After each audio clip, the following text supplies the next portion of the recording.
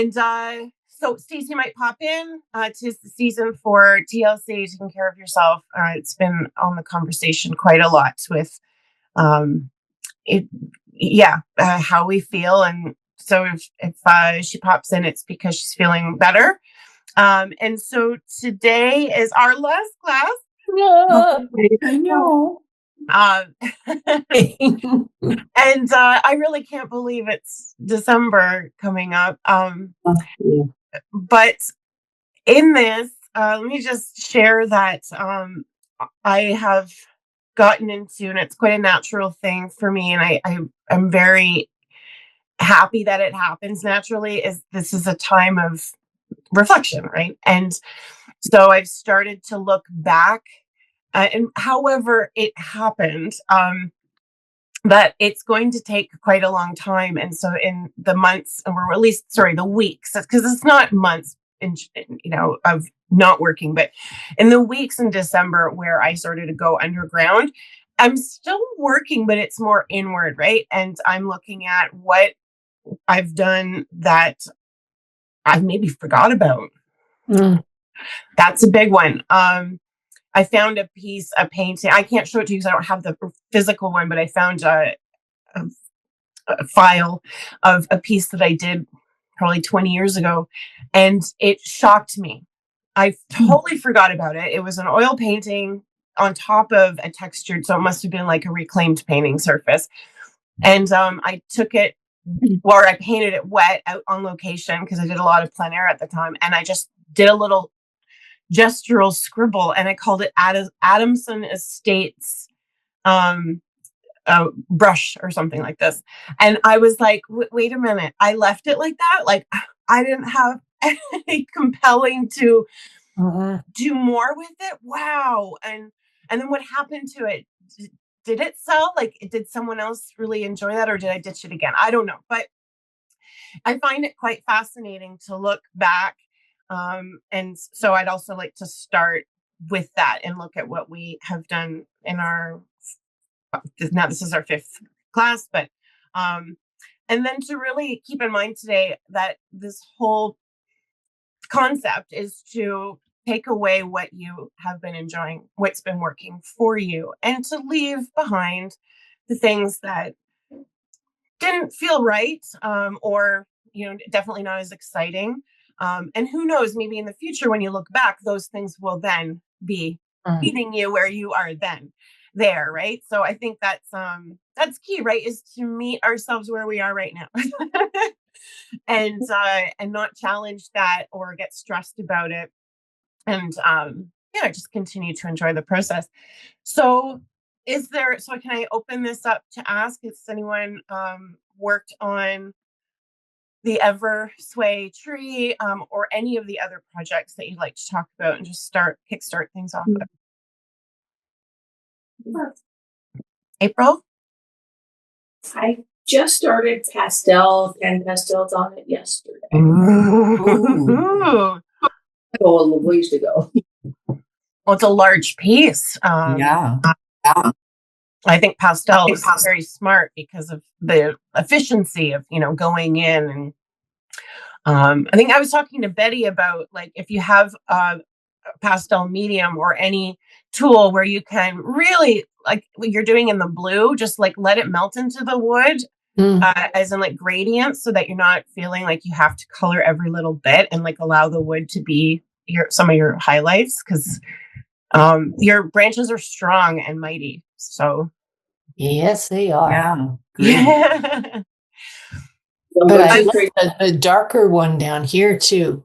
I love those. The darker ones are wonderful. The black ones are like awesome. So you've really caught up. I hope you're feeling good about that, because it's I'm great. This one, but that'll be next weekend. Yeah, good size. I think. Did you say that was like 11 by 14? Yeah, 11 by 14. Yeah, it's a really fantastic size. That's great. And so, anyone else work on their Eversway? I did. Yeah. I'm just not sure if it's done or not. We can help with that. Oh, yes, it's done. You think so? Lovely. That's Oh, pastel and pencil, soft pastels and pencil. oh, the white. It feels snowy. You got it. You just got it. Yeah. Great. I like doing this. Ah, wonderful. And that was on the dry media ground for everyone. If you not want to explore that ground. And Yeah. I did fix it a couple of times. It's not been fixed. I haven't fixed it since. So maybe that white will get deadened when I spray fixative. It generally does. But now, if I did want to frame this, I don't know whether I would or not, but if I did, it would have to have glass over it? No, I don't. No. I don't think so. Okay. Just slow and gentle with the spray, and it doesn't need to be the spray fixative. You can use art finish, like a Krylon crystal clear. There are others art that call like fine art, kind of like more of a all media spray instead of just for painting. And over the pastel. Sure, there's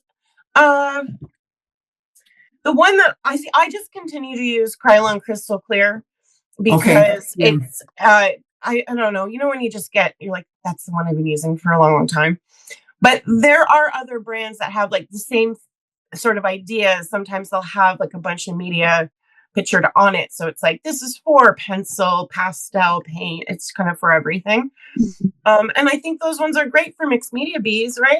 You just have like a one spray fits all. Yeah, great. And then just go really gentle. So the more sprays, but that hardly, like, it's just a fairy dusting. And then you check and assess every time. You don't have to wait a long period of time in between the sprays. It's maybe a couple of minutes, but you want to always just be very visually aware of what that spray is doing each layer. And then stop if something's changing too much for you. And then assess, is it, when it dries, like for a couple of hours, then check, is it still coming off? Because maybe it's already flattened. I just slow gives you control. Okay. Yeah. I started to add oil paint, so I will, because I put the dry media ground down as well. Oops. And I love this ground. Like, I like the sandpapery feeling, right? Ooh, file. Serious filing. The gift keeps on giving. Oh my goodness, it's selling a tribute. Buy my painting and file your nails while you dare and lift. Oh dear. Stay fresh. And that actually feels really good. I started to put down really, really thin washes of oil with odorless mineral spirits, because again, that fat over lean. I might not even do another layer of oil, but it's basically like a watercolor wash, and I even pulled some of it off. So it's a barely there situation, very transparent because of that. And I will at some point go in with the soft pastel pencil crayons today.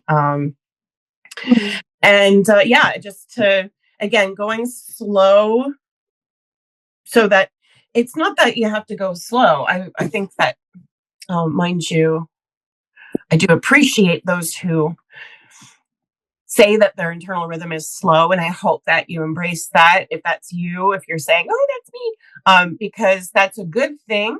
There's, a lot of merit to having like spontaneous, quick bursts in the process. But to go slow, I think in the class where we did the variations of simplified lines in the landscape, and then this one as well, as letting the wood speak, is a slower conversation. So, I thought just to share, as that dry media ground, even though it's made for pastel technically, is you can use anything on top of it after it's cured. So that was sitting for a week.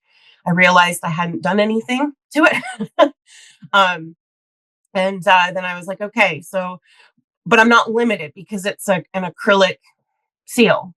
And so using oil on top of that's okay. And then as long as I'm not killing the tooth of it, I can go in with more pastel or whatever.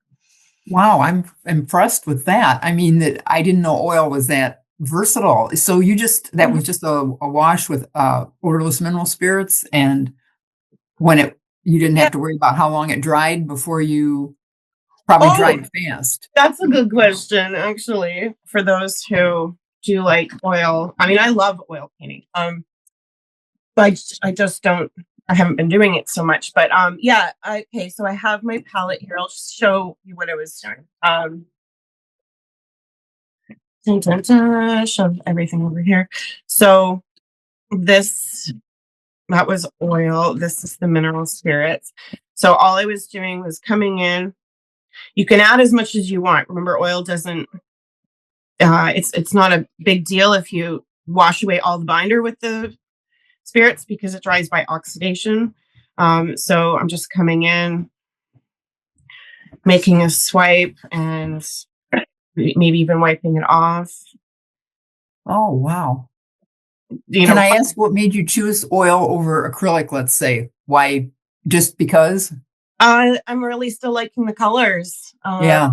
And they're still new to me. So I did have acrylics out for another project, and I've been hesitant because acrylics are they satisfy quickly, right? There's a there's a real good reason to use it if you're going to layer, but I guess I'm like just wanting something a bit different. So yeah, I'm using oils like a watercolor, really. So the yellow on there is oil also. Okay. Yeah. And then I was using this as the fluorescent red, just to tone down. This is a green. That made like a really crazy bright orangey, and I'll put that in for the sun because that's beautiful. Well, you would get a much softer effect with the oil too, I would think. Yeah. Oh, that's just beautiful. And then just if you're ever wiping back, this is the blue towels that you get from the auto section of, Canadian Tire or whatnot. But actually, a cloth is better so that you're not leaving little bits stuck in the dry media ground because it's like an emery board. You don't want to leave little paper towel-y bits. And then I can still choose soft pastel in any format, and I can still go in, and I don't know if you can hear this. Maybe I can get a little ASMR happening for you. Oh, And that's totally fine to use it into the oil. There is nothing wrong with that. It just means that I have to wait for the oil to dry before I fix it in any way, shape, or form. Oh, that's exciting to hear that type of mixture. Yeah. Oh, and look at how soft. Wow. And then I guess I just made that decision subconsciously is to, this cream, it's like a creamy color, because it's the soft pastel, which has a good vividness. And that's why we love the lights, right? We love the lighter soft pastel colors, is that really pops out. Like it just comes right forward. So I can use that to my advantage in bringing any of the branches I want to feel that they're in front. The work that I've been seeing you do, I have noticed that there's been really good atmospheric perspective in this piece, which I didn't even mention, I don't think. So good on you for just even again, whether or not you're consciously thinking of it. So that's another way that you can sort of pop and work with perspective and dimension is to use something that lighter colors come forward, and so doing them thicker and brighter. And then there's no reason for me to use a black pastel in this. I think it would be too dark. That's where I'm going to say the graphite did its job. And yet that's the thing on oil painting, it's mostly an oil. I guess you can apply it to acrylics as well, is that if you want something to physically recede, you do a thinner layer. And then if you want something to come forward, that's when you do a thicker layer. I mean, makes sense, right? But we don't really think about it. But if you ever start looking at paintings, like oil paintings of the past and the masters or in museums, you'll notice that those final highlights were really thick. There's a reason for that. It's like, kind of a more sculptural approach to having a relief. Yeah. So even something as subtle as a soft pastel can be that relief. It's all an illusion, but it's real. Man. That kind of wording. I love it. This is a fantasy, It's what we're living, and and yet we are magicians. So embrace it. Carol, did you get into any works since last weekend? And it was so nice that you joined Open Studio as well. Oh, it was great. And speaking of which, to do an e-transfer for that, do I put in your email on the e-transfer? Yes, I can. I'll send you an email out. Yeah. No, you have my email. Yes, it's just to my email, Carol. There's nothing different. So just put in the email when I do that. Okay. Yeah. So hopefully join tomorrow. Sure. Upside down. Anyways, I haven't gone into this yet, and I haven't gotten into that one yet. Hey, wait. A lot of experiment. Carol, do you mind holding both of those up beside each other? Let's see which is right side up. Not to make it awkward, but just I'd love to see them together. Like if you can hold them, yeah. Oh, wow. Wait a minute, is this the right way? Yeah. Anyways, but before I go in with any colors, I was experimenting on some small stuff. So those I do want to go into, but this is going way back to that original one. So I worked on that, and I'm not happy with it, but wow. I did a lot of experimenting. I started with watercolors. It just didn't seem to give enough. So then I went in with acrylics, but in the meantime, I also went to this, which is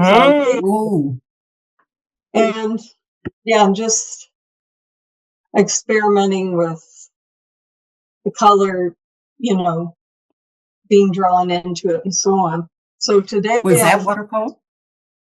That is mainly acrylic. I did put some watercolor in there as well, but then I just couldn't get the depth and the color with the watercolor, so I end up going in with, and there's also charcoal and graphite as well. That's a lovely abstracted landscape. I mean, it's stunning. I love the balance of color. Oh, thank you. Yeah. I guess I was just having a good time playing with it. So today I'd like to, I got a whole bunch of them, but I also, with leftover paint, did that. So I never like to leave the end of the moment with my paint sitting out. So I always put something on a smaller piece of paper. Yes. And sometimes I go back to it, sometimes I don't. But yes. Good.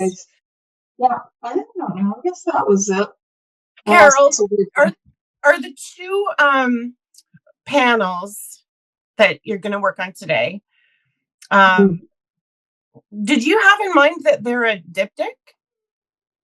That they're with? That they're a pair. I hadn't had that in mind, no. Did you think so? Yes, I do.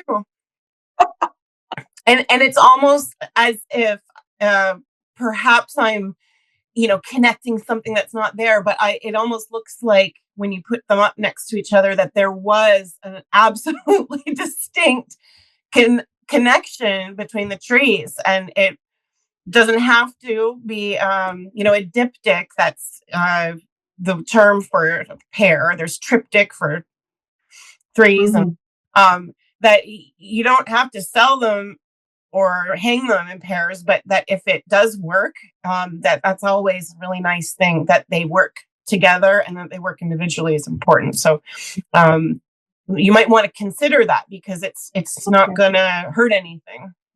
Okay, and they were obviously from the same picture, so it just one was Absolutely obvious. yeah. So there you go. Good. Esther, let me open up. You sent a file, right? I sent a few because I worked on 3 pieces. Okay. But I feel once again that I managed to not, I don't know. This is probably the wrong way of expressing it, but I don't follow directions very well. And I'm feeling like maybe it's getting worse as I'm getting older. Maybe that's a good or a bad thing. I'm not sure, but it is what it is. I think being aware is probably the only thing you can do. Okay.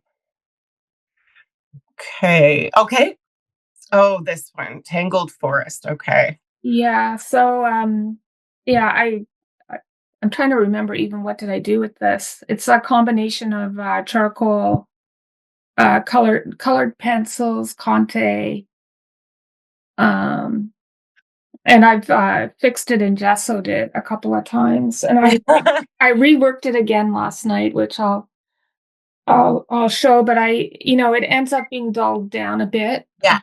With the fixative. So I'm probably going to be going back in. I put this up on Facebook. Anyway, yeah, so that was. Look at the light. The light in this is just gorgeous. Mm-hmm. There was a green that I used on top of the dark green of the needles, or whatever you want to call it, branches of the tree. You can't really see it in the photo, but when you walk by it, it actually looks like the branches are moving a bit. Ooh. Yeah, just something about that green. I mean, I didn't choose it knowing that it would have that effect, but I love those surprises. Yeah, note to self. Yeah. Well, you have a lot of movement in there, Esther, so I'm happy to hear that your highlights and all the layering and that you built up dimension with all the values and line work, which we're going to focus on today. It is that it's creating that illusion. Would it have worked with another green? It's very possible, but I'm happy that you love the green. I love the light and movement in this piece. And you ended up to what I remember is you put everything in there that you wanted to put in. So yeah, I did. Total success. This is not showing the whole thing, but just going back to the first one. So I put a path in there, more of a path leading into the forest. And I tried to put more of the lightness coming along the shadows there. On the right side, but I'm not happy with the effect of that. Like, to me, it looks like a fork now. The shadows look like a fork or something. The shape of the shadow shape feels really strong.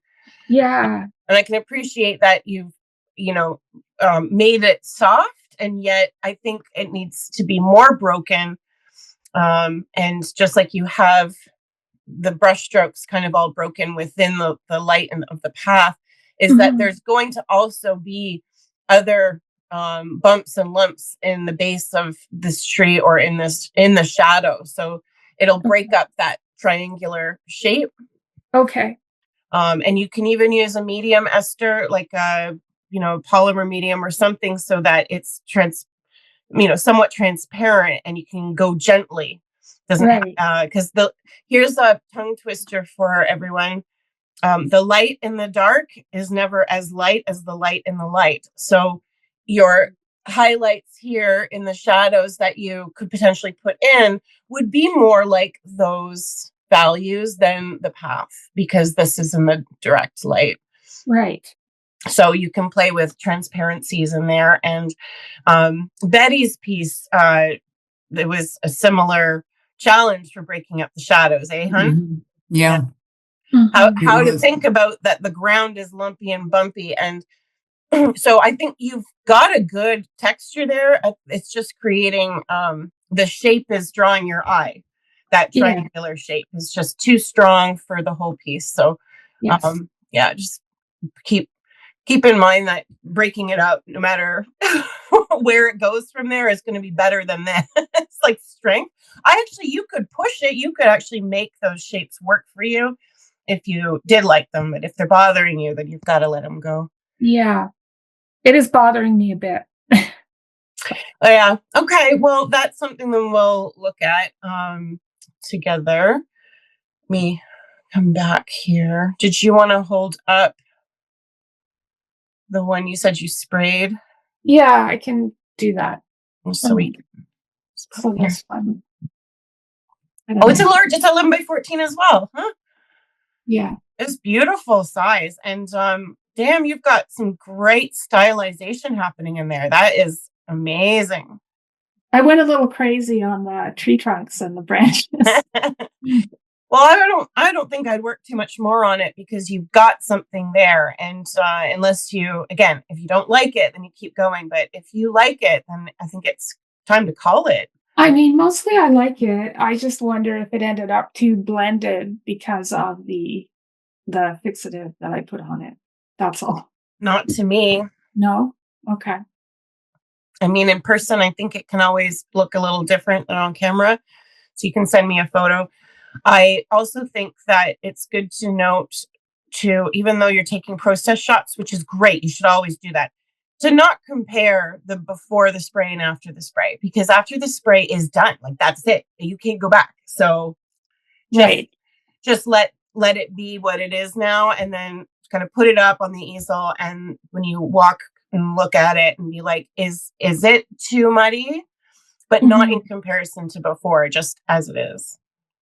I see good value contrast. So okay, because I struggle with that, right? So that's helpful. So I'd love to get out. You can do something in your sketchbook. I'd like to just practice some brush strokes to start for us all. But if you want to just get right on into the woods, you can. I'm going to do some on my sketchbook to show what I am going to suggest to explore strokes.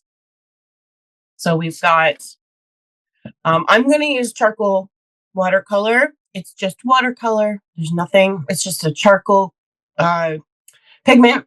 Okay, so if you want to use watercolor or a watered down acrylic or ink, it's good. You can even do watered down oil. It's fine. But not on the raw wood. Okay, oil is the only one that has that issue. Are you talking about now just for practice, or not on a piece, right? Yeah, I was thinking about it. I was like, sometimes I suggest we just go right into the piece, because there's so many trees that I'm like, what's the point of doing a separate practice? So we're not going to spend too much time here if you do get your sketchbook out. If you don't want to practice in your sketchbook, just kind of watch my demo, and then you can get right on into your piece. You kind of have to know yourself. Like, do you want to warm up, or do you want to just get right into it? Both are cool. So this is the Nitrum. And I have a few brushes out that I know I like, but I'm not going to make a decision based on, this is what I was suggesting, to have a few. And we'll look to see which is the one for today that feels good today, or is giving the line that you really like. So I'm going to make a stroke with each of these. And I chose a large one as well, because this has a really good point, and it could end up being the brush. So I'm just not discriminating before trying. Okay. So the strokes that I kind of worked on in this piece are pretty basic, but they do have the tree element anatomy. Okay, so it is at the horizon. It's a wider base, and so I'm going to press and lift, and we're going right off because there's no treetops in our references. I don't think either of them, right? No, not much. And then, okay, so I'm going to make a little adjustment at the horizon. Now I'm going to play with that brush in a different way to see how that feels. Ooh. And then also we're playing with water. And darker will come forward, lighter will recede. So we want a variety of thin and thick. We want, all trees are different. So some fat trees, some trees that have forks. Forks are welcome here. And always kind of, I'm never going to go back really. Like it's going to be, my suggestion is to not judge individual trees at all, is to then just kind of keep going. And we'll do this as a quick thing. Okay. This is a little too straight. That doesn't have a good tree feel. So I need to be wonkier. Maybe I'll do my non-dominant hand. Ooh. You don't have to do your whole piece with your non-dominant hand, but just to get a sense of like that organic movement. Now let's see. Next brush. And I'm going to say that I'm wetting this brush and I just have this like a voice in my head going, this is not the brush. And I just know it's not the brush, but I can't know until I see.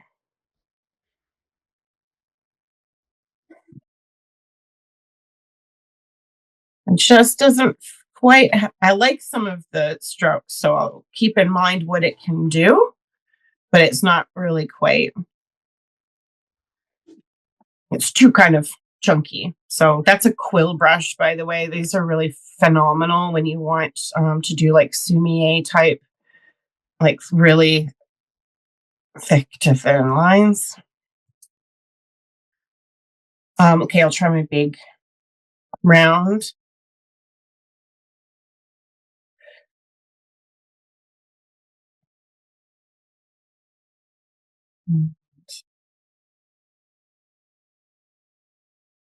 And I think this might be the winner.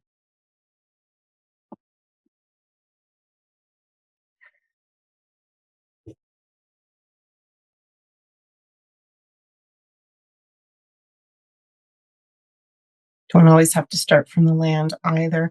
We want a lot of crisscrosses. The feeling of being at the creek within the forest here means that there's like a lot of spider webbing.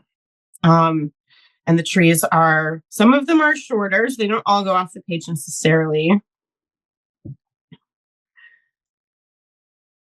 And the branches are usually thinner at the top, but okay, how can we make maybe some concentrated areas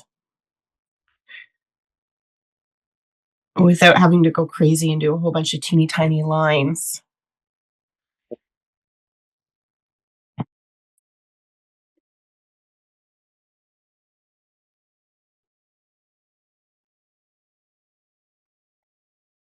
So definitely more transparent kind of shapes. And then more concentrated near the base because there's still land like back in here. So I'll bring in, kind of explore what feels better for you from the ground up and twisting your brush or moving your brush so that you're getting organic feels, or does it feel better coming from the sky down to earth? Maybe a mix of both.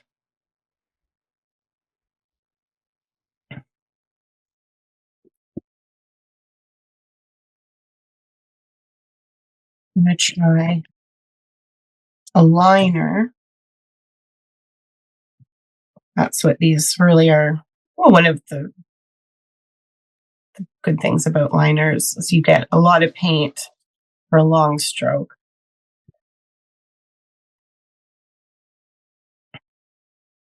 This is an old brush. It's giving me an interesting texture, which I kind of like.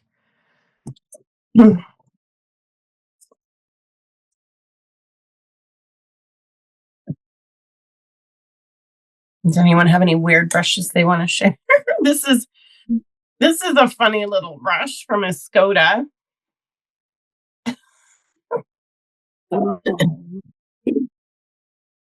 Wow. So I'm gonna see about, can I just come in and get I just place it. This is the kind of brush, there's no control. So this one might be good for finishing, getting some real thin bits, but it's also a little frustrating.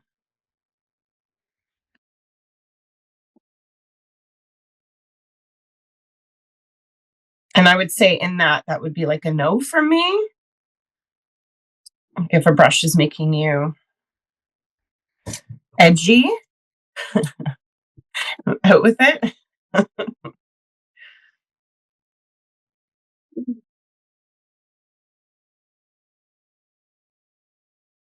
And also consider the size of your brush and the surface that you prepared with your wash,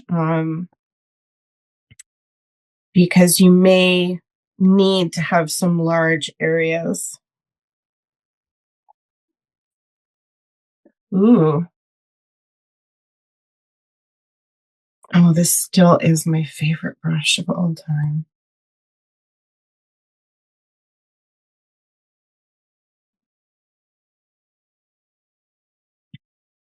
Well, that one's going to have to stay in. So I've got three brushes that I'm choosing, but definitely two. I like those two, these ones. And then I feel like I'm good with dark to light, just with getting a vibe of water. So take another 5 minutes to explore that if you need it. And then we'll get into the piece of wood.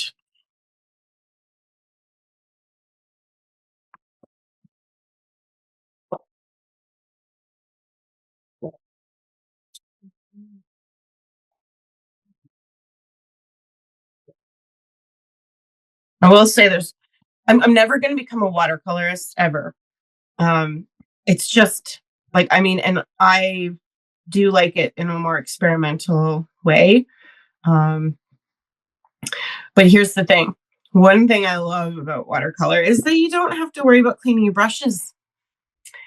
And the past couple weeks playing with oil, oh man, am I so bad. Like with watercolor, I know wash your brushes right away, but like, oh, I'm just terrible when it comes to oil cleaning. And all I need to do is take some oil and get the paint off. Like, I got to get into a better studio habit. So using watercolor right now, I'm like very relieved that I can just leave the brushes on the table and walk away. And I love that.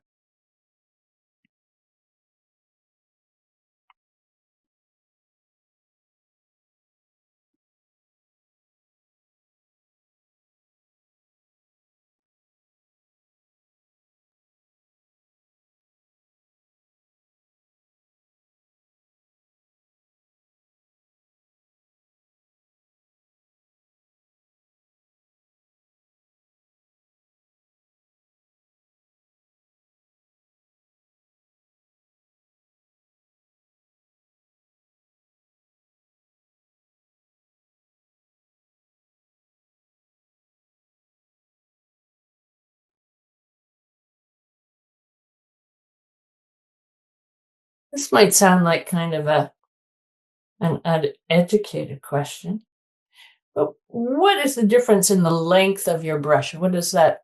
You mean handle, Christine, or the hair?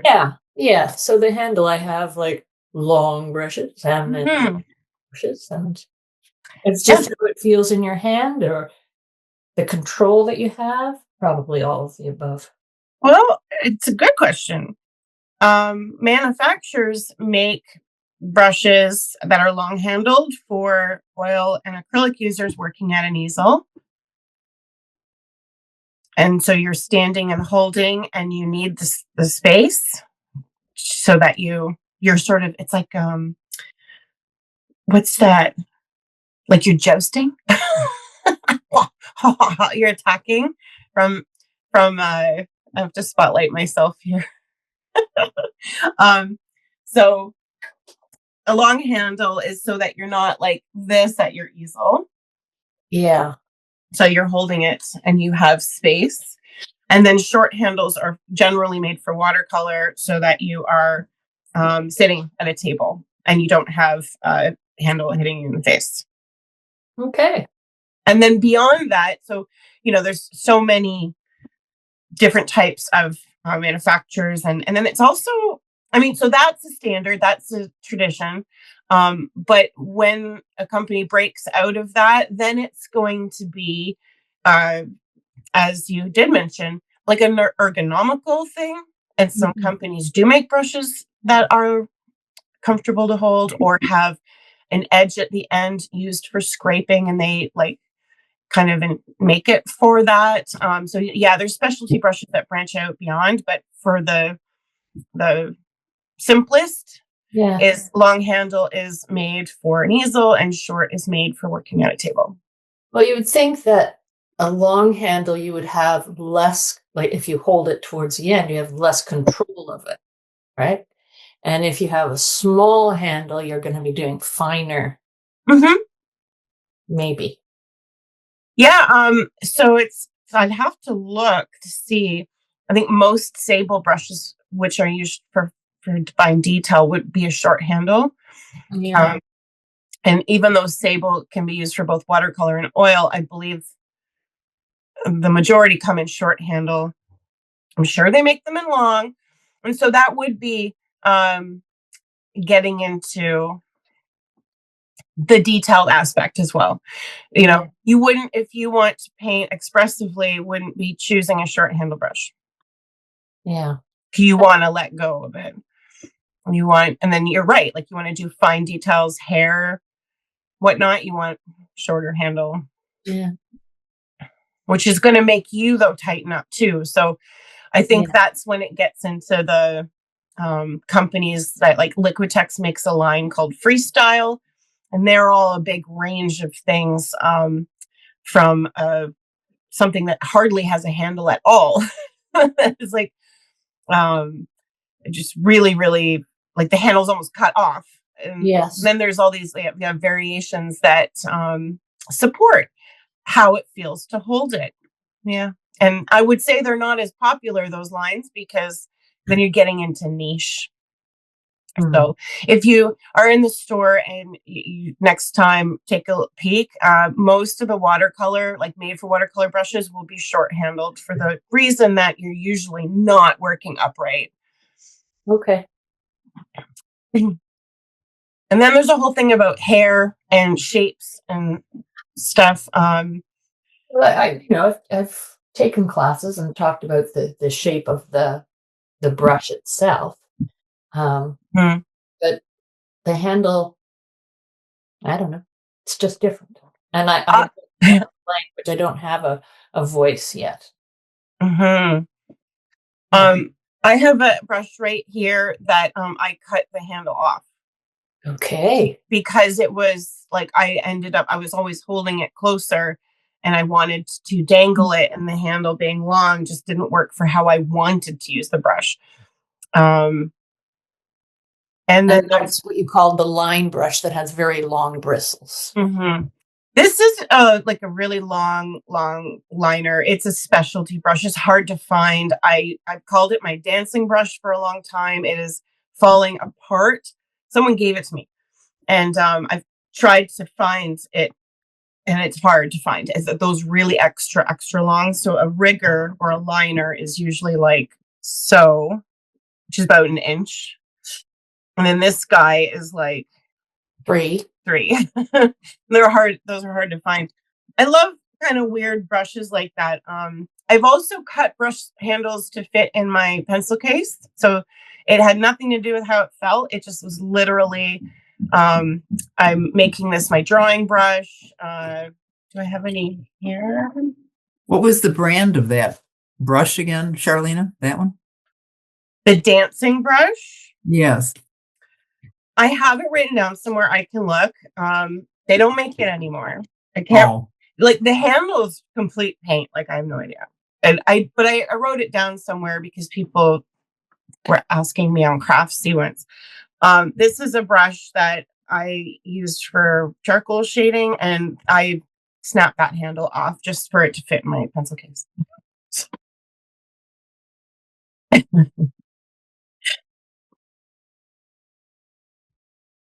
So they can make the handles for whatever damn reason they want. We're going to change them.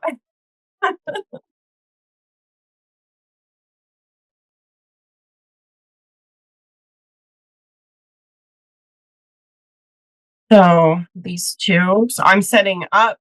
Let me know if you want to talk about the brushes that you're working with right now. If you are struggling to choose, you can use them all if you want.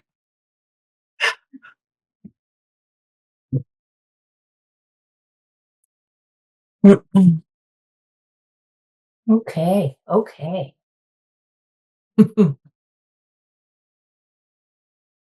I would like to talk about what to use. Like I have actually done 4 backgrounds because I used up leftover paint too. Okay. But I have 2 in acrylic and 2 in ink. So if the one that has the background in ink, should I just stick with ink on that? What kind of ink? Acrylic, acrylic inks, like. No, then it's actually not really an ink. Acrylic ink I see. is acrylic. It's just thinned down. Yeah. Pardon me. So it doesn't matter because you put down such little pigment. Because I saw your boards, so that I think they look great, both of them, and they're both unique and different at the same time. Yet they're both so similar that it's up to you which to choose. There's not one better than the other. And you can use ink on either or acrylic watered down on either. Okay. It's up to you. So this is where we're going to get into line work that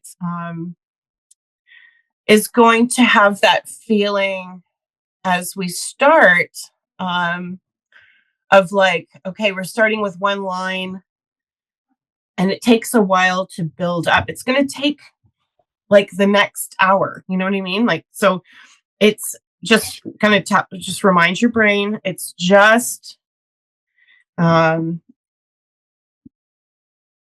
something we have to be patient for to see the illusion and the result.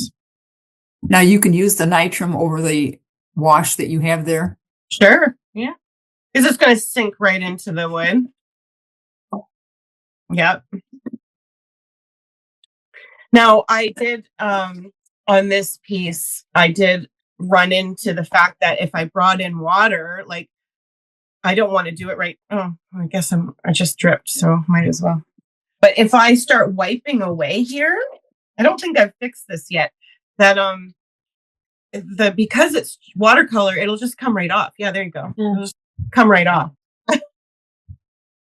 So I mean I can choose to use this watercolor on top of the acrylic wash because the acrylics wash straight out into the wood. The wood has enough grip and tooth and absorbing properties for me to use it, but I am still running into the fact that this is not going to be permanent. So if I didn't want that, if I wanted to have permanency, then I would use a watered down acrylic. But I'm fascinated with this color. I like the way it dries, and I'm okay with that. I might be able to lift it up here and there.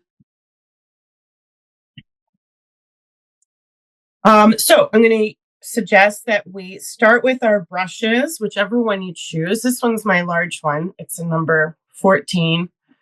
You can still use thinner brushes, but to come in and use them on their sides just to start so that we're not getting stuck with just one or two tree lines. And I'm looking at the darkest. So this is the reference I've chosen. They're both so similar. Doesn't matter which one you've chosen. And I'm just going to suggest that we use that brush just to sketch in some of the larger, darker areas.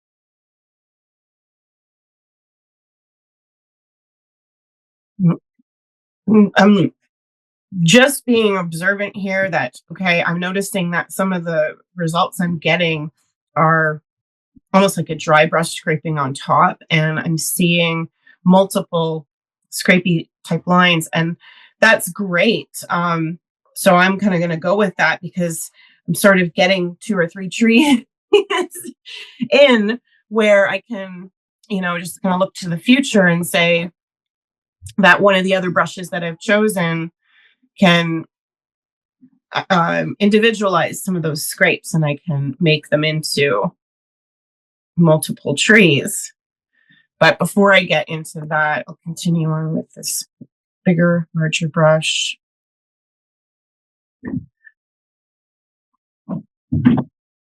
Now I am working where the grain is vertical. So if you have the opposite, I'm just going to make a mark that,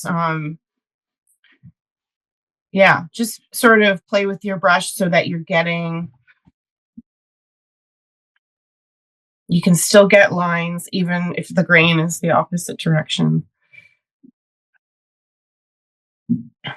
Trying to let some of that color show through.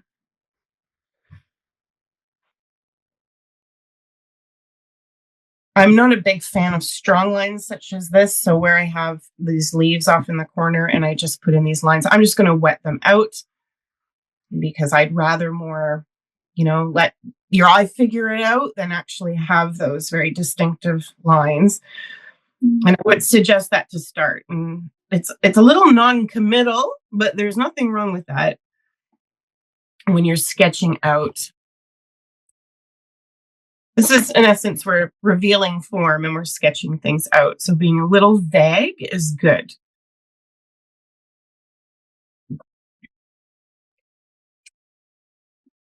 So looking for the darkest areas. Okay. Lay down. Okay.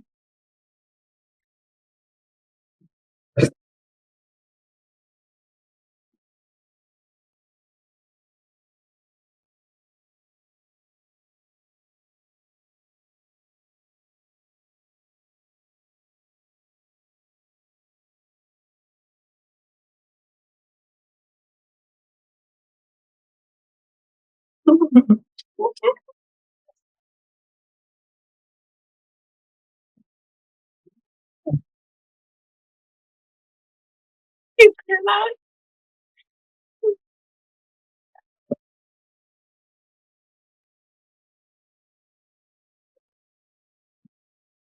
Yeah.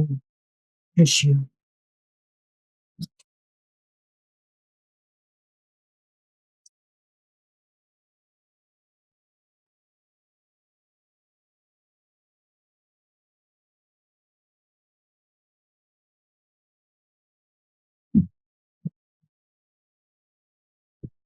Remember to squint at your reference if you're having a hard time with just focusing on the large black areas. Just really like close one eye. You know, it's not even just about squinting, but close one eye and look at it.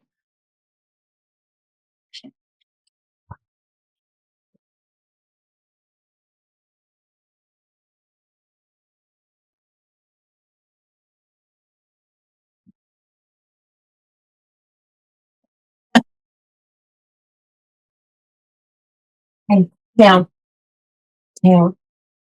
Chicken, go. Hey, go lay down. Go lay down. Go lay down.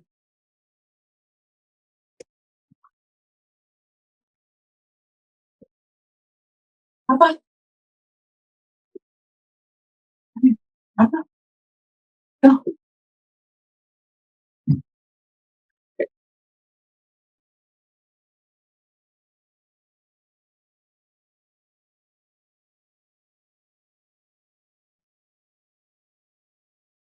If you ever lose where you should be or you're uncertain, just kind of move on to the next large dark area that you see.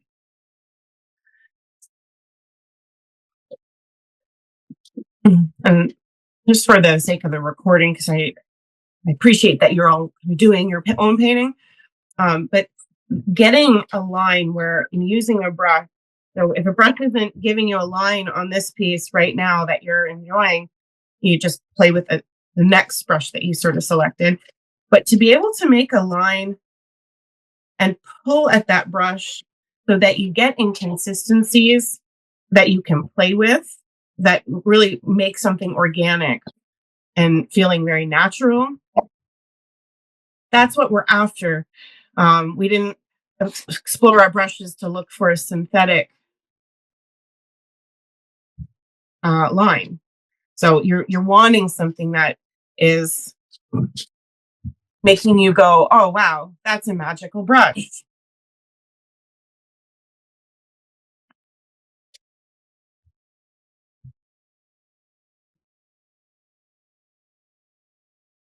And it's your tree brush of the day.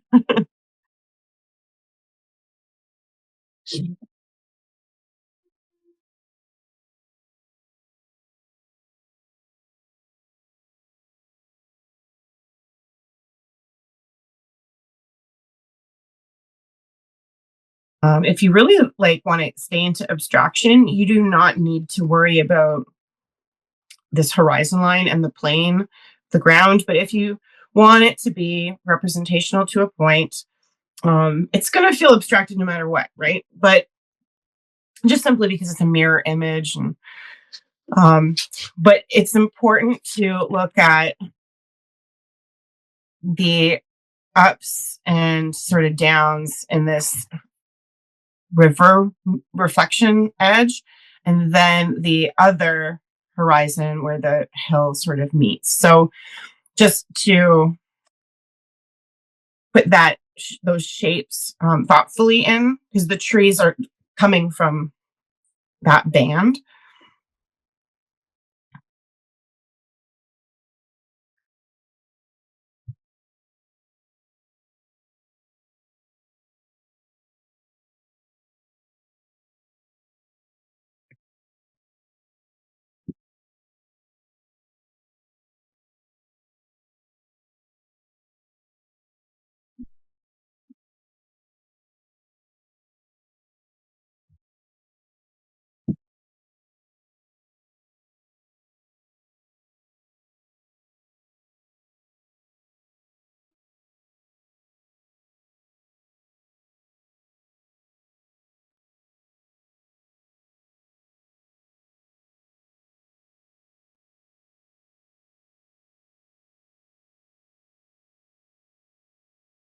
Feel like this piece wants to be serious abstract.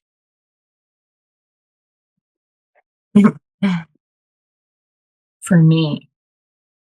Is anyone else feeling that?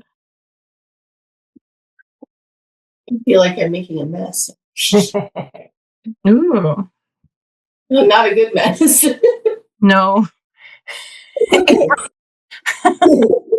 Now you're working on an angle. How is that going?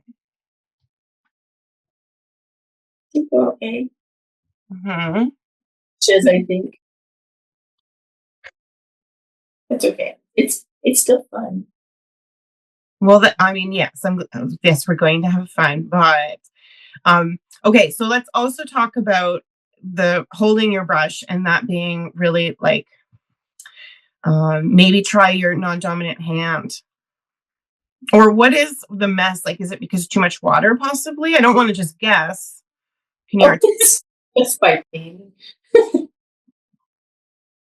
I'm new to acrylic paint. So you can use as much water as you want. Make it like a watercolor.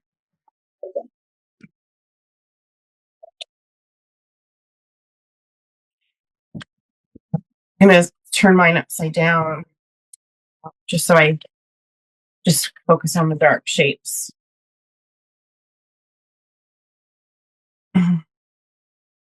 What's your medium like that you've explored where you're a bit more comfortable, April? and pastels, pastel pencils, colored pencils. Okay, so yeah, any kind of fluidity is new, eh? Yes, ma'am. Awesome. Okay, cool. Enjoy it. Yeah, the whole trick about watercolor or using acrylics like a watercolor is how much water you use. You're basically painting with water. You're not really painting so much. I don't know. This is a funny way to say this, but I mean, you're not just think about it being water. And so it's how much concentration of pigment, kind of like, do you want your orange juice watered down or margarita, whatever your choice is? Or do you want it stiff? And in this, let's just give us a scenario here. In this situation, we're looking for a spritzer, a wine spritzer, or like something really light and crisp and airy, and so that we can build up. Especially with acrylic, you can build up, but to just really explore a lot of water right now. And we talked about it last week where Stacey was like, "Oh, I added too much water." I don't think that it's possible with using a brush into an area you can ever really add too much water. Too much water is usually like putting it in the sink, sort of thing. Okay, that helps. Oops! Oh my goodness, you can splatter too much though. All right, sure. Sort of got out of hand there.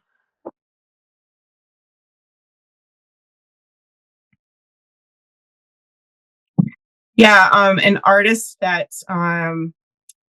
is a diehard watercolorist. It's kind of been a running joke for a long time that, people have tried to make her into an acrylic painter, and she's persisted to be dedicated to watercolor and just sort of rolls her eyes now. She's like, yeah, I understand acrylics can be great, but she loves watercolor. That's that. Well, with the Archipology game, which is not very truly built for watercolor. I've done it, but a lot of the actions are, best used for acrylic. She adapted the game. She did her own prompts for watercolor. Yes. Yes, and so I am going to offer them out to those who want them. It's not something I want to do. I like this watercolor charcoal. I like using watercolors sometimes, but I'm like, I don't want to just do watercolor only. Again, I sort of like experimental. There's some really cool watercolors out there, though. Stacey has explored quite a bit. I don't know if anyone else has. Like, there's like mineral ones, which they shift and granulate, and it's really cool. I try with those. They're very difficult for me. Yeah, I think it's from what I can say I know has worked for other people is to make a color swatch chart so that you know what they look like when they're dry.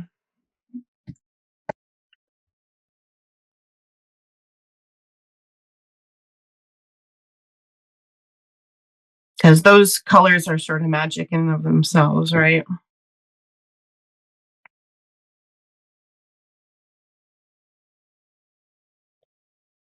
I went to make a swatch test for this like sort of natural food dye for doing soap making. And these were teeny tiny little bottles in my hands. I've been having trouble with my hands lately. And I couldn't get the damn caps off and they kept flipping out of my hand and flying all over the place. And let's just say I did not get to do a color swatch. It was like little green dye flying all over. It wasn't good.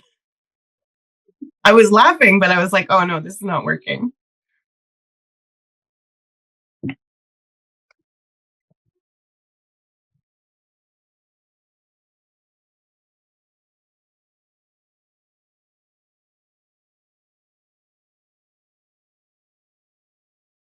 Okay, we're going to do a check-in in a couple minutes. I think it's best at this stage, less is more, so that you can still see color. Maybe you can still see wood, which would be really nice. So that we can look at kind of other brushes and really coming in and making specific lines for trees that matter. So right now, this is all about the mass. It's the largest shapes.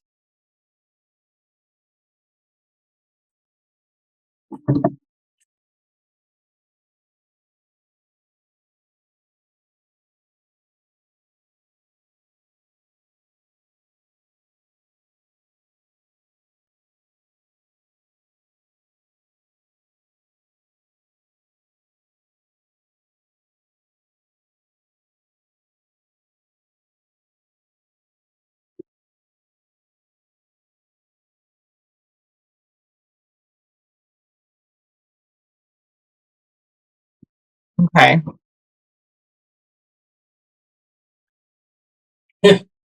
Sorry, mine is a mess.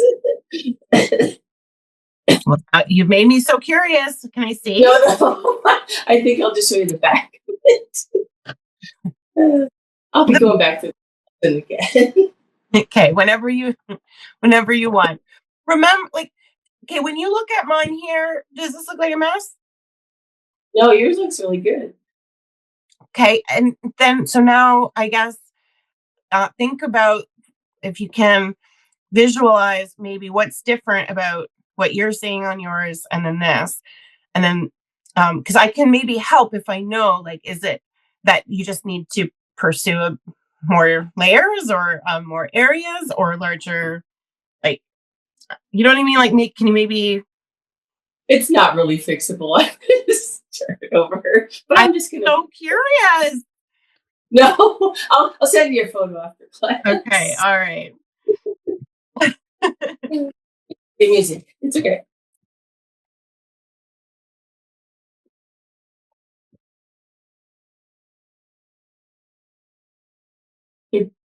Now there's areas where I'm going to ignore in the photo because I like them happening here, but I do need to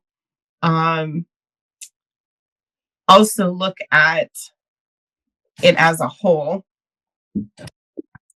Sometimes it's good to take a photo. I'm using all my text, so I can't do that. But if you have your phone or whatnot, is to take a photo of your piece where it is, and then just look at it in your photo album, where it's really small, so you can barely see it, because that is what gives you the composition.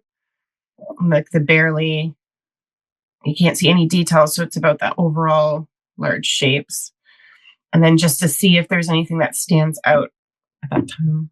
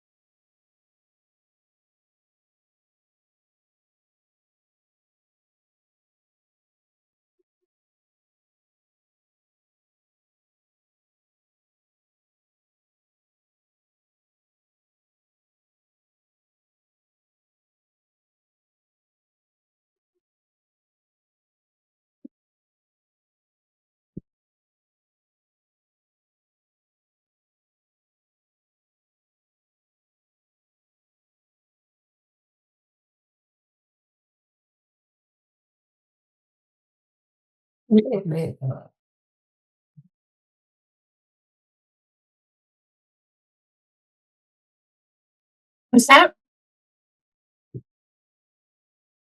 Here, I'm going to check in, please. It's not about being anywhere right now other than where you are. Just give me a chance to confirm that you're on the right track. Very nice, Betty. Should I start adding the smaller things now, or do you go in with any color, or just keep going with I'm using the nitrum?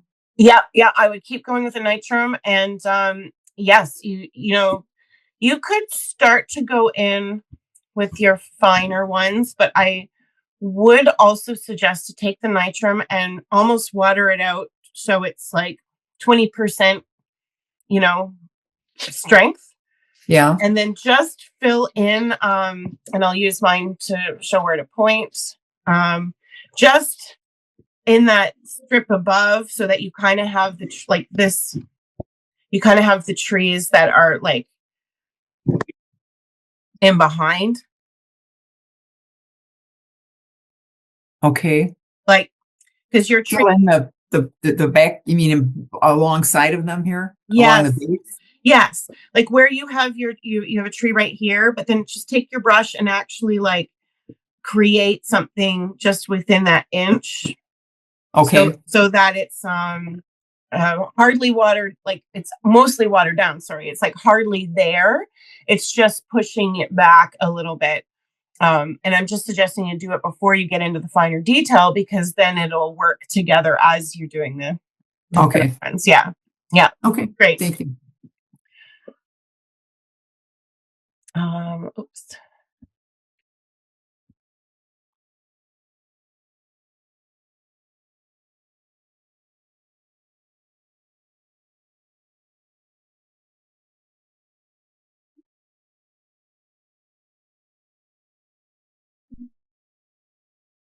Christine, you want to? Am I making faces? I think I'm making faces, aren't I? I love it. Well, so I have this piece of wood. Cool. And Cool. so, I mean, it was just so perfect what you were showing us today. So I had all of these lines that are so horribly straight. And I was looking at it thinking, it started off in one place. And then I thought, but it's so perfectly pretty and ick. Yeah, messed it up. Well, I think that's stunning. Did you start that last week? Yeah. Wow. And so I've started putting this dark purple in the front with a more organic move because of what you've shown us today. And I can put that on top of the blue and get where I wanted to be. So you can see here how the blue is so very straight. And then I've come in with this dark purple and making it more organic. And that is just, so I'm really pleased with that.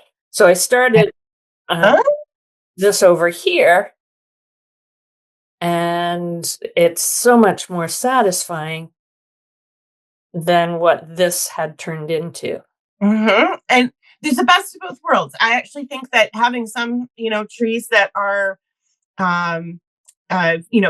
not so wiggly, like the first one really has the best of everything, right?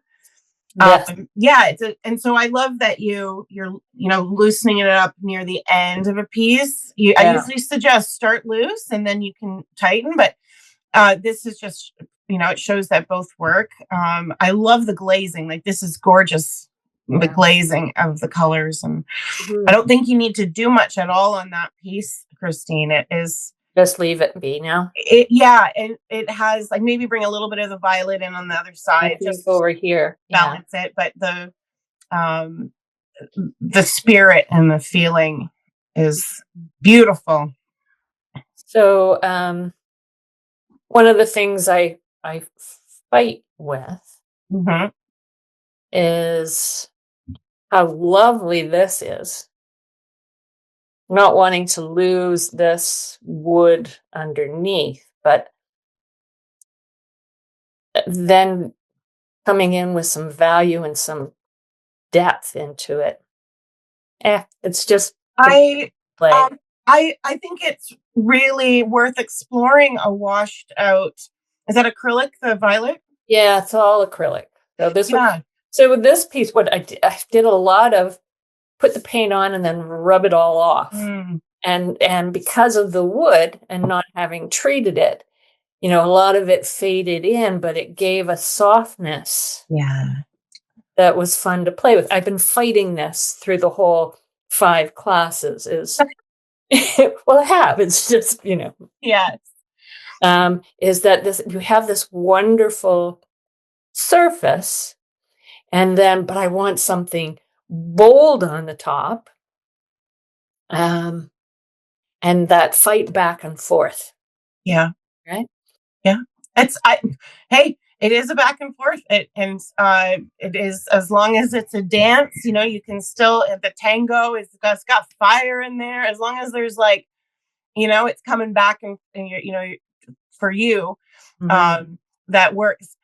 So I think it's a good time to explore getting the boldness that you have there already, but then also using that sort of 1-to-1 water and polymer ratio to have the trees fade off almost transparent, so that you have a reflection of that soft stain in the trees, along with the stronger marks as well. Just play with that duality in that one. So I keep feeling pushed and push and pull throughout the whole session has been like, okay, where can I let go enough to let it happen? Like with the one that we did last week. So it started off quite subtle, and I couldn't leave it be. Just couldn't leave it be. So I added, you know, some bolder color and stuff with it. So that's kind of my battle. Oh, but see, this looks kind of cool from distance. When isn't it funny when it's when you step back? So but that's a good thing. Remember that, because you're at the desk right so close to it. So it does have a nice softness to it. And yeah, you know, your work tends to be bold. So this is how can you have that and then the softness that the wood is offering you. Yeah, it is an interesting dance for sure. And it's fun. I mean, it's it is what it is, and you just keep playing with it and see where it takes you. But it's so cool that you're working on it on the panel, the plank. So you have the means to cut it down after, eh? Yeah. Cool. So I've been trying scoping out all of my friends. My brother-in-law has a workshop. So nice. And we're visiting him next week, and he'll cut it for me. That's so great. I say my husband is handsome, not handy.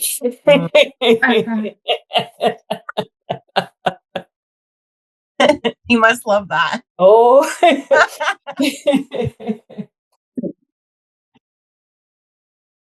Yeah, Esther, you've also been able to play on changing the size of your wood, and I thank both you and Christine for you know, when you have those services or those tools at your disposal and you can use them. I think that's really cool to be able to because when you buy a board like a 12, I'm working on a 12x12, that's it.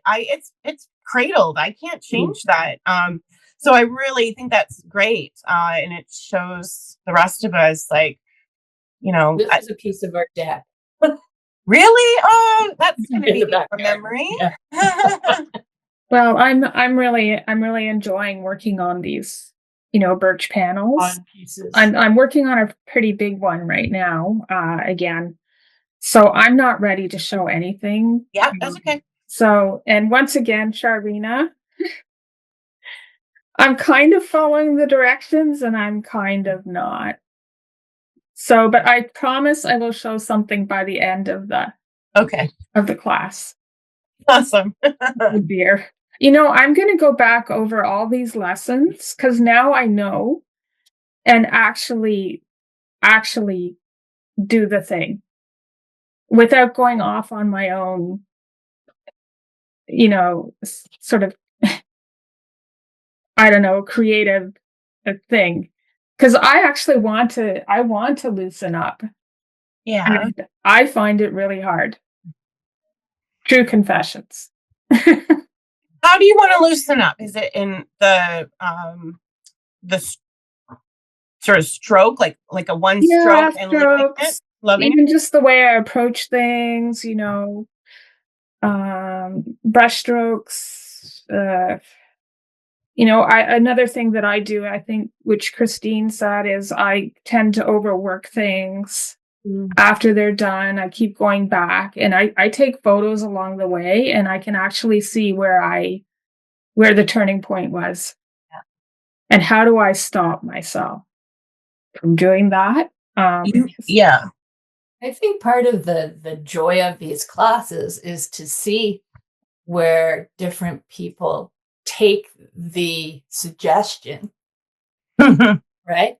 The suggestion, if you can think of it as the suggestion rather than the instruction, the suggestion, and you bring your own everything, your own style, your own experience, all of those things.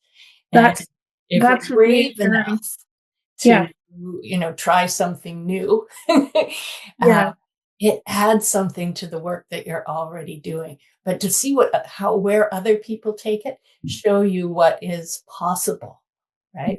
Or where you might add to the work that you already do. And that brings a richness that, not that I think about this stuff, but I appreciate that. But I'm embarrassed. I think we have not added in a single tree yet. But that's why I'm not showing it. One of the things I got all fascinated with the background of it, like the colors and everything. I will be adding in trees, okay. but I got all fascinated with that. So I promise there'll be trees by the end of the class. Well, yeah, it's into the woods class, but there's something beautiful about and I a long time ago I looked at what it is that I offer that's that I know other people are wanting, which is a safe place, and so to feel safe, and then that's when rebellion comes probably quite naturally, right?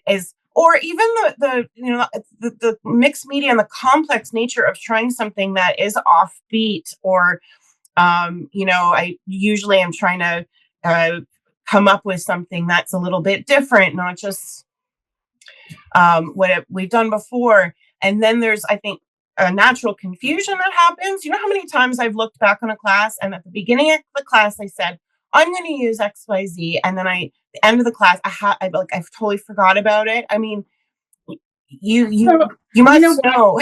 I will show you my treeless painting. Okay. But like I say, there will be trees because I love the trees. But I'm almost playing I'm playing mostly with acrylic, although I've used a bit of ink. And on the background I put metallics. But I'm really enjoying the way the watered down acrylic goes on this board, and the different textures and transparencies it's creating. This is nowhere near anything, but that's basically. Oh, it's gorgeous. I don't know if you can see it. I can't even see it, but maybe you guys can see it. I can see a great composition.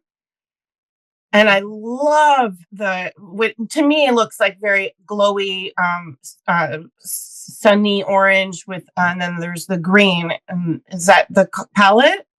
It's the palette. It's certainly what I put on as the undercoat, which was, metallics. And it's partly actually some of the wood showing through beautifully. Good. And so I have to say I'm really enjoying that.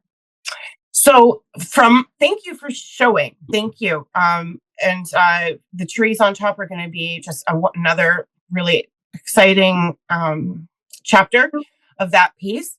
If you're loving working on it, then continue. But that you have allowed for all the things to happen. You've allowed the wood to be there. Metallics are a nice reflector.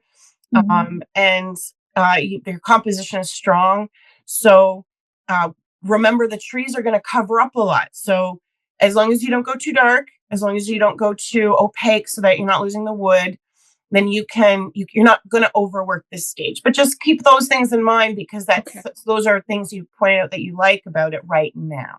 I do. Yeah. Good. That's awesome. Very exciting. I love the size. That looks like 20 something by 20 something. It's pretty big. I think it is something like that. Nice. Yeah. It's a nice size. April, bring it on. And then Carol, if you like. Here, I'm going to spotlight. But Ooh, okay. Yes. Bold and very fauve. I'm having trouble with the trees, but we'll work on it. And then I forgot my fairy forest. I did finish this one. Oh, April. My daughter calls them fairy forest. Love the leaves. And the base, yes. Oh my goodness. It glows. A fairy forest. That's so perfect. This is going to be a really beautiful series. Because of the rich chroma of colors you've chosen. I like fluorescence. Yes. So with the trees, now the trees in this piece that we're working on, use your fairy forest as inspiration. Actually, maybe keep it up and out so you can see it. Because I think for going forward, get them right off the top, right up and out. Because where our perspective is totally inside. And if there was to be any tree that stopped short or shorter from the top, those would end up generally being further in the distance and smaller, thinner, even lighter. So let the ones that you've put in, because they've got girth, let them go right up and out. They will. It also kind of takes the focus off of them. And remember, you only have like a handful of them. So once you start repeating, that's the other thing about when we talked about, doing a lot of little marks, right? Is that you stop seeing those few. So you're good. You're good. Just keep going up and out and repeat. Playing also with sort of that 20% tint. So that's like 80% water, hardly any paint. Acrylic will dry.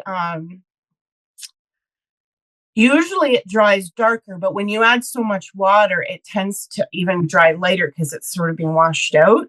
So even if you make marks that kind of disappear, that's still good. That's exciting. I love the color. And Carol, do you want to share where you are on the diptych, or what are you working on? I got so caught up in that first exercise that I guess I was partially listening. Then I looked up and I thought, oh, we've moved on. Anyways, so I didn't go even close to what I was planning to today, but I will get on it later. But so I worked on the notebook. Oh, lovely. Which was just watercolors. Lovely. And then I looked up and I wasn't exactly sure what we were all working on. So I just picked up a little square or a little rectangle paper and did a similar thing with mainly watercolors again. Yes. And then I looked at another one that I'd worked on earlier on, and I added a few things to this one. Which started as a tree, but then I turned it around because I thought it was more interesting like this. Okay. Yeah. Than the way I had it before. I really like the use of violets that I'm seeing in your work, and then in also Christine's work. So the violets are really working, and if that can help us all in any way, it's really nice for trees. The trees in the distance, sort of thing. The violets kind of has a good feeling to it. Yeah. You. So, anyways, you're doing the project. Pardon me? You are doing the project. I looked at the clock and I thought, how could that much time have gone by with doing really not an awful lot? But obviously, here we are. So, anyways, yeah. And of course, the dog keeps visiting because he hasn't gone out yet. But I assume you're going to go out with Ihor. Why don't you go talk to him? Yeah, go over there and talk to Ihor. He'll take you out. It's amazing how they do know who to come to if someone else isn't making sure that they're looked after properly. Of course, he says, okay. Mic drop. It's true, and I totally get it. And no shame or shade to anyone else, but Toshi is with me right now for a reason. And I'm not. I would be fine if he would go, but he doesn't want to. No. And I think, well, do you really love me, or is this because you'd like to go out, or this is when this happens? Yeah. But no, he's very affectionate. So. Oh. Well, I also appreciate that. 2 hours is not a long time. So to just kind of check ourselves and what productivity looks like. Some days, some things happen really quickly, and then some days they don't. But you've been exploring and also recording. I also love sketchbook work. I think that's what that's for. Yeah. And I really haven't pushed that in this session at all. So I love that you are just taking all that in and slowing that down is beautiful. And that your abstracted landscapes are very organic and natural. So, and that's something, April, maybe, don't be afraid to stop at any point what you're doing on the larger and then get a little tiny postcard size and to just continue to play with the brush strokes, because it's the repetition that really gets us into identifying when we break from let's just make sure. Yeah. Okay. When we break from doing lines that are contrived, which I'm not saying yours are, but that when we're stiffer, and then when you do them so many times, and forgive me for saying it, but it's really how I feel, is that you just get bored with it and you're like, fuck this. Like, I'm tired. I'm over it.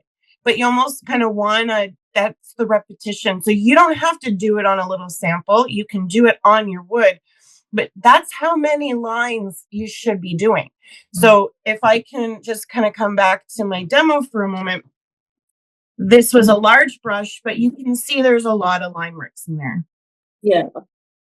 That's how, this is just the main ones. And then comes the smaller ones, which I will show before we go so that you can keep working on it. Again, just looking at, you've got your main ones, and then we do all the little sort of crosses and wigglies and wigglies. So let's talk about that. I'll demonstrate so that can happen. So if you ever feel at any point that your piece is not loose enough, guess what? You can still make it looser. That's good, right? So coming in, just going to identify some of the things that you might want, which would be foliage. So how do we do foliage? There's lots of ways, but one of my favorite is the scribble.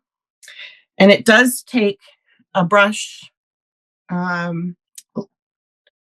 technique for that, okay? Actually, where's I'm just going to do it in the sketchbook. So it's very distinctive. Okay. So it doesn't matter which brush, but you might want to play with one or two to a few to find the brush that gives you the line that you like.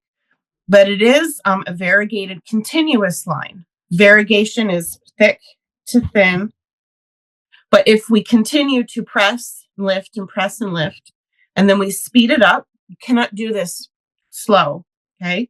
We speed it up and then maybe start to play with how you're holding the handle. So I'm like hardly touching the end. I'm like just letting it dangle.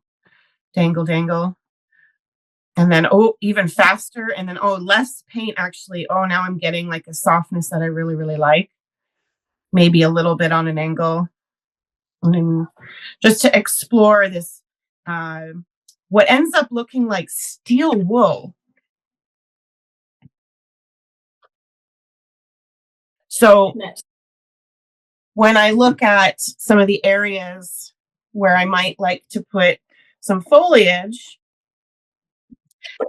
it'd be more concentrated in the center of the shape. And then so that I'm looking at this area here, be more concentrated. I'm looking at leaving what we call the negative space. So instead of sky holes, they're water holes. And then as I bloom out from that, I'm going to add more water so that it is a gradient and it softly tapers off so that it's not just a big, strong circle in the middle.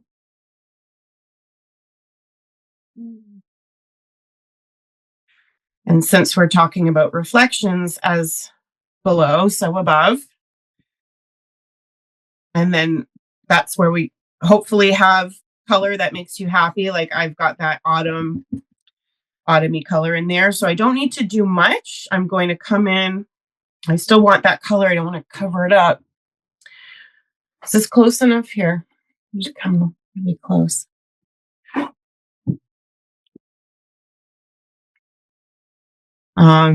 You could akin this to, you have to find your signature, okay? It's how you making a mark makes you happy. I have called this alphabet soup, writing your doctor's script, writing in the dark, Chinese calligraphy, like however you want to play with that. It's a repetitive stroke and it's continuous. I'm not lifting up my brush. I'm just dancing it around. Dun, dun, dun. Maybe some music might help with that too, right? So creating like, it's beyond the tools. It's also your environment, how you're holding the brush.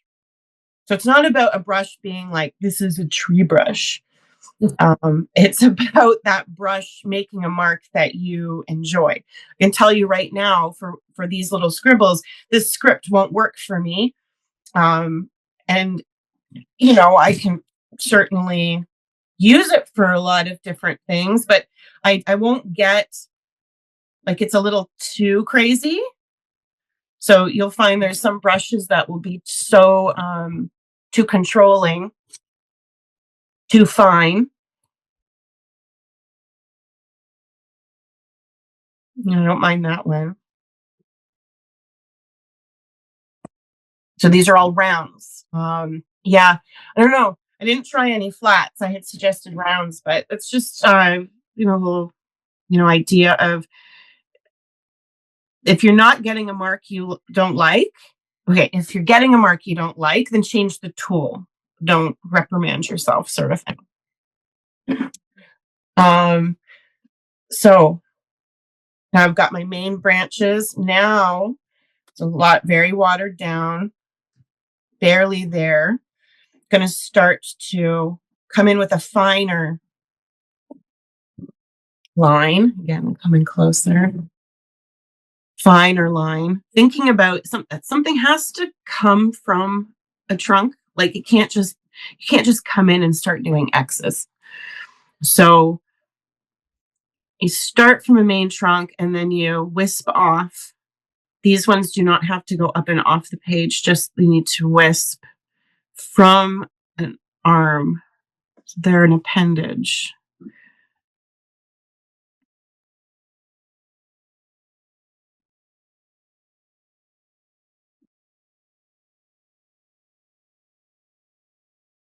They'll dry lighter, so you can barely see them. And I'd rather have to go a little bit darker in a third pass, And then again, so these ones are going to somewhat reflect. Please do not feel like you have to have it completely mirrored. That's always going to look too stiff and too structured. I don't even photography. I know there's so many beautiful photos out there of like autumn reflections and it's like a perfect mirror. And I'm like, boring. Yeah. It's one thing to see it in real life. Like that's beautiful when you're right there. But in a work of art, the remember your principles and elements are about variety and balance. And so again, stylized, you can do a perfect mirror, but I think the idea is looking for the main, so I have to come up a bit higher here. So looking for the main angle here, and that at some point I need to have that angle down here, but it doesn't need to be exact. Okay. So if there's another, like there's a big arch here, I had put it in. It's not, and again, if you have like lines happening from that first run that were really wispy, like this one here kind of comes and curls, but on mine, it's moved over. Well, I'm going to not change it here. Okay. So just go with what's there. That's a little strong. So I'm going to wash that out while it's on the board. Just bring in a bunch of water and let it pool. Can always dabble off. So here's that angle. Now I need to mirror that. Look to see how much water you have, depending on your composition. And I don't have to have this one go off the bottom, just like that goes off the top, because I have a lot of water down here. So I can come and just touch it in. Oops, gotta come up a bit higher. Just touch it in like so. And that's all I need. This being really watery is better. I just need to have some sense of that angle breaking through.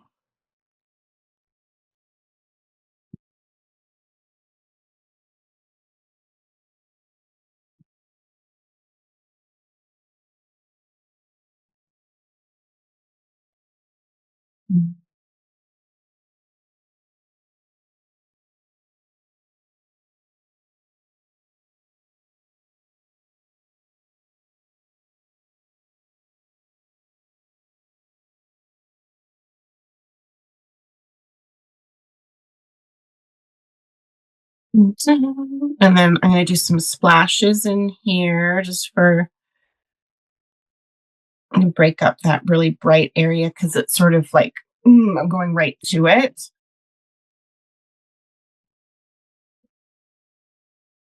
It's a very bright orange.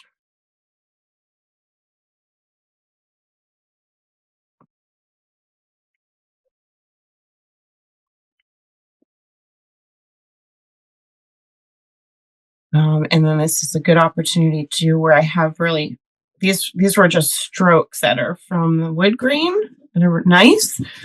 Like again, playing with brushes on their sides, you can get some great results. But I need to now make the decision about which sketchy part is going to turn into a tree.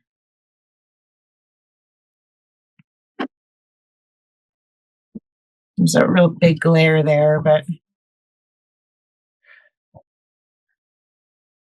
So the closer one will be wider.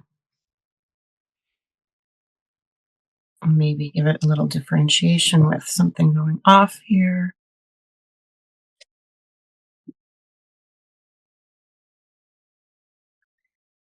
And I didn't like that, actually. So I'm just wiping it off. There's something about where that branch went off that I didn't like. So there. Yeah. Don't be afraid to wipe off. Sharlene, is that straight onto wood? Or did you put gesso on it or? Straight onto wood. Okay, because it's wiping off so nicely. Yeah, but it stained. Stain. It did. Yeah, okay. It did stain. And that's okay. But you can now see that the charcoal, like you can see it in all the wood bits there. Oh, yeah, pockets. Yeah. Okay. So that is like, I mean, because we're kind of getting close to noon, I guess that's good to say is like at some point, if you want to connect all of this, because of course it'd be nice to connect all of it, wouldn't it? That when you're happy with this, if you want it to be permanent, then making it sealed with a ground on top of it, like a clear gesso, would be good. Unfortunately, this being a watercolor, I'm going to test. I mean, I'm going to test it with you guys right now because I want to. Because it might. Dorland's wax. Because this is for watercolor. This is what watercolorists have been using instead of framing under glass. So it's a waterproofing protective top coat for watercolor, gouache, acrylics, oils, and more. So this was done with the charcoal watercolor. And I'm just going to look. Wearing gloves is recommended. Okay, so I will get gloves.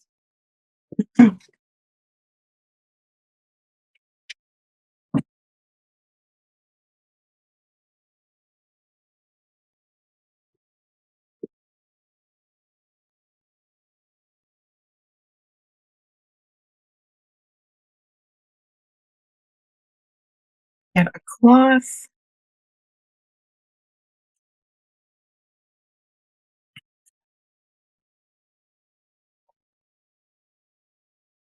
And then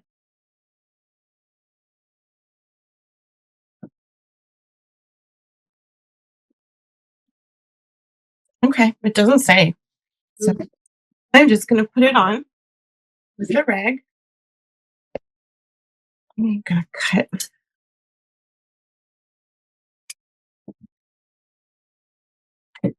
Dip, dip, dip. All right, let's just go for it.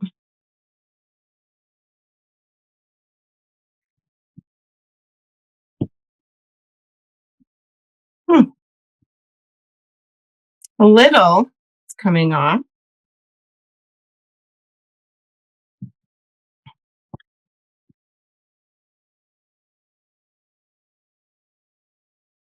Yeah. A little is coming off.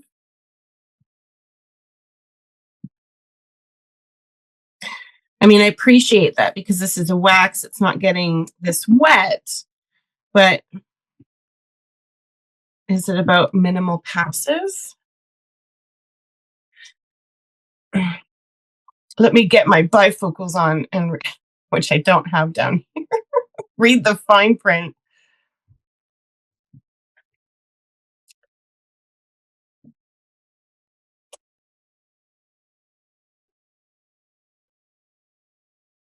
All right. Well, that makes me nervous. So I'm just going to leave that corner. Maybe by tomorrow, because I'll do the follow-up, I will make a mention about buffing it. It is like the strokes are still there. It's still okay. Mm-hmm. But this is a telltale sign that it is lifting some. So, okay. So in that, because I've chosen a watercolor for this, I will more than likely spray like a fixative, like not just a fixative, like an actual varnish, and then do like a gesso. Or this is a final coat, by the way. Like if you ever choose to use Dorlan's, which I have used on a watercolor before, so I don't know like about how long it needs to cure. I mean, this I did last summer, like 2 summers ago. So I mean, it's cured. Yeah. And I know it's so good. It gets really tricky. In Open Studio last week, we had a conversation where it was like, okay, how do we create our own process of, what surface to choose, when to introduce a ground or a fixative. And sometimes it can get really convoluted. And trust me, I know. And it's, if it ever ends up being confusing, I would suggest to draw it out.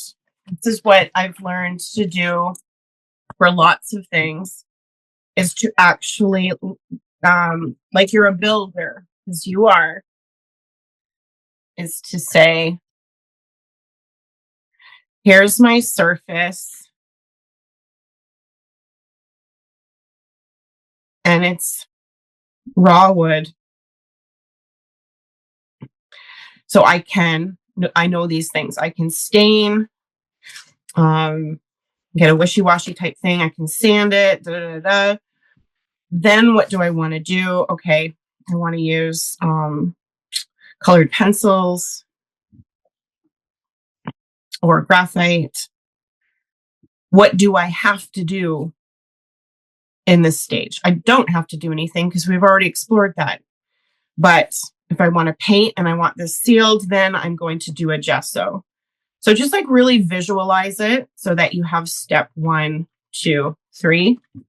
And if any other questions come up, you kind of question, do I need that? Like, is it really important? From here, then you can do a small test. But it's the life of a mixed media vixen, So what you're saying then, if you wanted to use wax over the one you're doing today, the watercolor, you would spray it with like a varnish type of thing, Mm-hmm. and then gesso over that, you said? Yeah, I probably would gesso, because then the gesso, gives you a really good tooth. Painting on top of a varnish isn't really, it's not usually, I mean, it might not be a problem, but just to ensure that you have a nice ground. You're going to do something over it, the painting, you're going to you're going to varnish it, then gesso it, and then you're going to do something over it, not just wax it. You're going to paint over it, you're saying? Do some painting over it, maybe? Or drawing? Okay. I'm not Continue on with the process. Yeah. Yeah, like Betty, this one, after I did all the trees, I brought in an acrylic medium and I drizzled it all over, and it was very risky because it could have just completely ruined all that work. But I was like, I like it. It's cool. So I didn't seal this one before doing that, but had I drizzled the medium and didn't like it, then it's over. That's the risk. So if I had had a gesso to seal the trees, then I could have experimented a little more freely. Because I could have wiped it off completely, I see. Or I can do a dry media ground and add some pastel accents. And I don't know what I'm going to do. Okay. I'm not sure. I might not do anything. I might just leave it. That's where critiques are really important, like, or just impulses, like, oh, you walk in your space and you're like, I want to do this. I'm just going to try it. I need to do it. I'll show you what's behind me right now. This is why I've been enjoying Open Studio a lot. This is a painting that I had started this summer. It was trees, all trees. And I got some feedback and whatever, I was working on it. And then just one day when I walked in the studio and I said, no, this isn't working for me. And I changed it entirely into like something completely different. And I don't know where I'm going to go with it. So having to be able to talk about it and kind of creating it and go slow, and just the other day I started to write. So I've got like writing in here, and you know, and I plan quite a lot, but I also just go with whims quite a lot. And I think it's important to have like a community to reach out when you're not sure and you're like, oh, wait a minute. Now I don't know what to do. Do I even like it? Does anyone else like it? And so, yeah, I'm going to keep the Open Studio definitely going for that reason. That'll be the Sunday mornings in the new year. I still have a few left. I know that there's one tomorrow. I'd have to look at my calendar if there's. I might even ask everyone if they want to do another one this month, but I'll start in the new year whenever I can to do the Open Studio thing on Sunday mornings. And let's just say you only can drop in for 15 minutes because you want. Don't feel guilty about it. Like, don't be like, oh my God, I'm using everybody. I'm taking up their time. Yeah, that's the whole point. Is to come in and maybe ask, hey, I have something in progress here, or I have an idea and I wouldn't mind some feedback. And the only thing that Open Studio doesn't work for is coming and knowing what you want and not asking for feedback and leaving. Like that's a different kind of. So you have scheduled some more Open Studio classes through December already? Let me see. So sorry that you think I would know these things. You can send it later. It doesn't have about it. All right. We can chat. Thank you. Okay. Thanks for hanging in.